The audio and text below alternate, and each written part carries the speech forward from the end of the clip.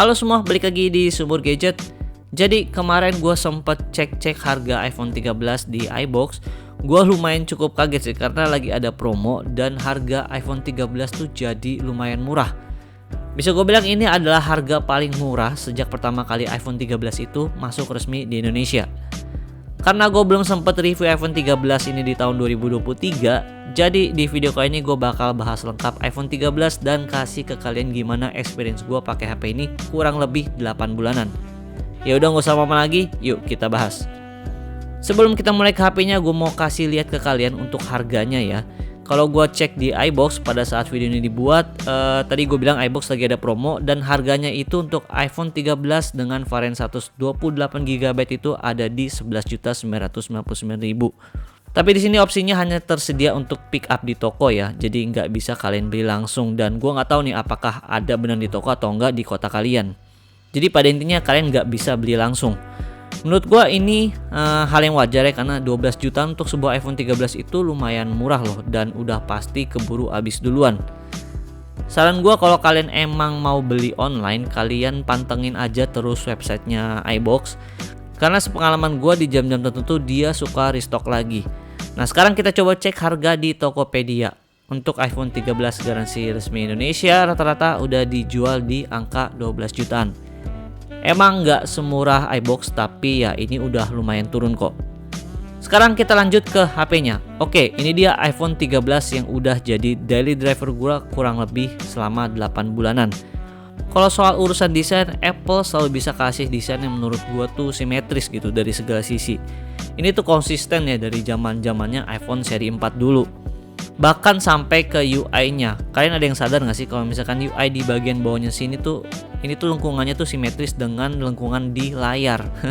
Sisanya untuk build quality-nya ini udah sangat oke.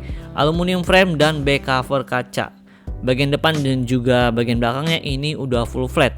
Jadi kalian bakal dengan mudah untuk cari tempered glass.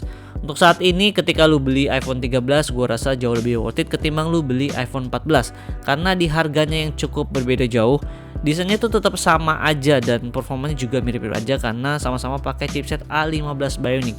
Paling yang hanya membedakan adalah di bagian sensornya aja, sensor kamera ya. Ngomongin soal performa, iPhone 13 dengan chipset A15 Bionic sampai saat ini masih jadi salah satu smartphone compact yang paling powerful. Gak cuman kenceng aja, tapi yang gue rasain ini ketika gue pakai untuk sosial media yang cukup lama, suhu di iPhone 13 bisa gue bilang cukup adem loh. Dan yang terpenting untuk A15 Bionic ini punya konsumsi daya yang cukup irit. Jadi udah kenceng, irit, adem pula.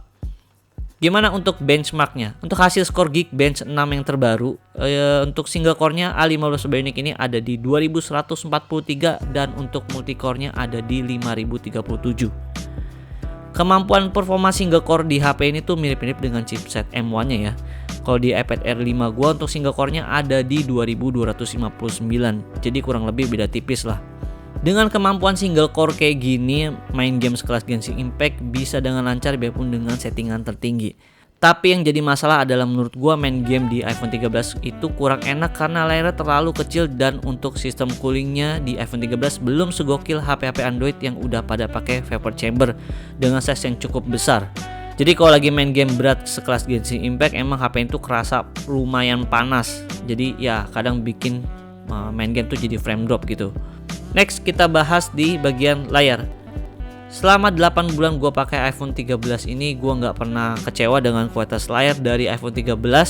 Biarpun layarnya cuma 60Hz yang berasa udah terlalu jadul di tahun 2023, tapi untuk kualitas warna yang dihasilkan dari layarnya ini masih sangat oke kok. Untuk speknya dia pakai Super Retina HDR OLED dengan resolusi di 1170x2532 dengan peak brightness di 1200 nits. Kalau dilihat dari resolusinya sebenarnya ini tuh udah di atas resolusi layar Full HD Plus loh. Dan yang gue suka dari layar ini ketika dipakai untuk streaming Netflix, dia udah mendukung konten Dolby Vision juga. Oh ya, buat kalian yang khawatir untuk layar dari iPhone 13 itu bakal green screen atau tiba-tiba bergaris, tenang aja karena rata-rata kejadian errornya pada layar iPhone itu ada di seri Pro-nya. Jadi seperti seri 14 Pro ataupun 13 Pro series. Oke, kalau kita bahas iPhone 13 udah pasti harus bahas kameranya. Dual setup kamera dengan sensor utama di 12 megapiksel f1.6 dengan sensor Shift OAS. Lalu kamera ultrawide 12 megapiksel di f2.4. Sampai video ini dibuat, menurut gua iPhone 13 masih bisa gue bilang punya kualitas kamera yang sangat oke. Mau keadaan daylight atau low light, iPhone 13 ini bisa selalu diandelin dalam kondisi apapun. Hasil di setiap jepretannya juga konsisten, dan paling yang menurut gua kurang adalah ketika foto objek yang bergerak di keadaan low light agak susah aja gitu.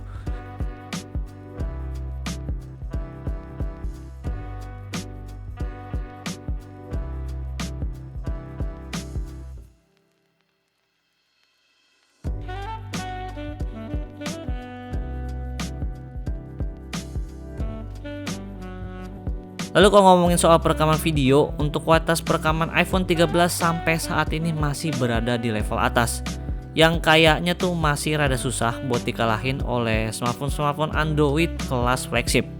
Kualitas dari videonya itu tajam, stabil, dan autofokusnya itu halus banget di semua resolusi pula, termasuk di 4K 60 fps. Makanya gue nggak heran kenapa orang-orang pada beralih ke iPhone kalau soal urusan bikin video kayak buat konten, short, dan lain-lain.